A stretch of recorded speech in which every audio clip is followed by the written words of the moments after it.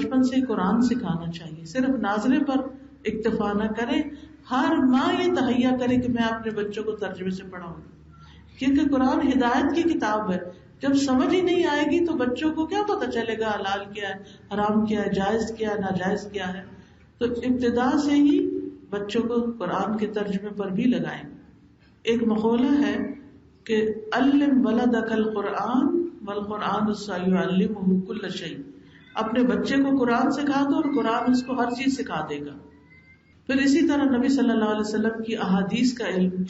عامش کہتے ہیں کہ اسماعیل بن رجا بچوں کو جمع کرتے اور انہیں حدیثیں سناتے تھے. بچوں کو حدیث کی مجلسوں میں لے جایا جاتا تھا. میرا جو پی ایچ ڈی کا سبجیکٹ تھا اس میں حدیث کی اجازہ کے بارے میں ریسرچ تھی. تو اس اجازت سرٹیفکیٹس، حدیث روایت کرنے کی اجازت دینا یا سرٹیفکیٹ دینا، تو اس میں بہت سے میں نے سرٹیفکیٹس دیکھے، ان کو پڑھا.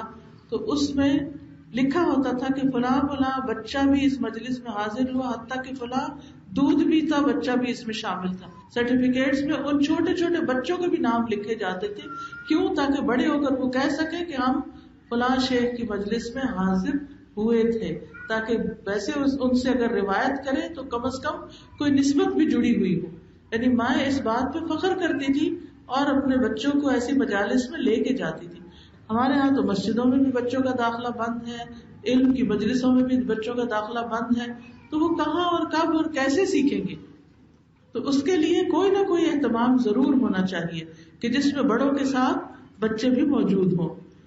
پھر اسی طرح یہ ہے کہ انہیں دینی تعلیم کا شوق دلایا جائے. افسوس یہ کہ ہمارے ہاں قرآن پڑھانے کا یا دین سکھانے کا جو طریقہ ہے وہ ایسا نہیں کہ جس کو بچے خود شوق سے اور محبت سے کر سکیں. اس وجہ سے پھر وہ زبردستی کی جاتی ہے ان پر اور اس کے وہ نتائج نہیں سامنے آتے جو آنے چاہیے.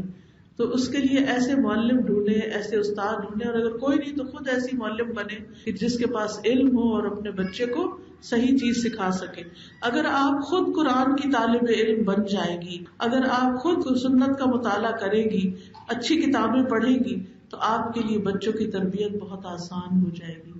کیونکہ علم جو ہے انسان کے اندر تحمل اور برداشت پیدا کرتا ہے، انسان کے اندر غور و فکر کی صلاحیت پیدا کرتا ہے، بچوں کے معصوم اور انوکھے انوکھے سوالوں کے جواب دینے کے قابل بناتا ہے.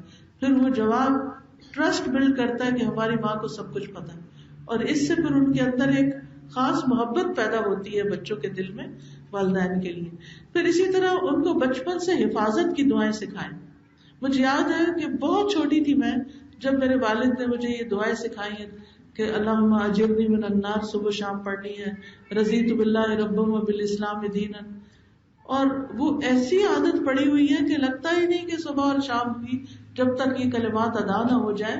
اور اسی طرح بسم اللہ الذی لا یضر مع اسمہ شیء فی الارض ولا فی السماء وهو السمیع العلیم. رات کو سوتے وقت آیت الکرسی دعائیں سکھاتے ہو گے آپ، لیکن کانشیسلی دعاؤں کی کتابیں آپ کے پاس ہونی چاہیے اور ایک ایک کر کے ان کو یاد کروائیں. آپ کو خود بھی ہو جائے گی اور وہ بھی سیکھ جائیں گے.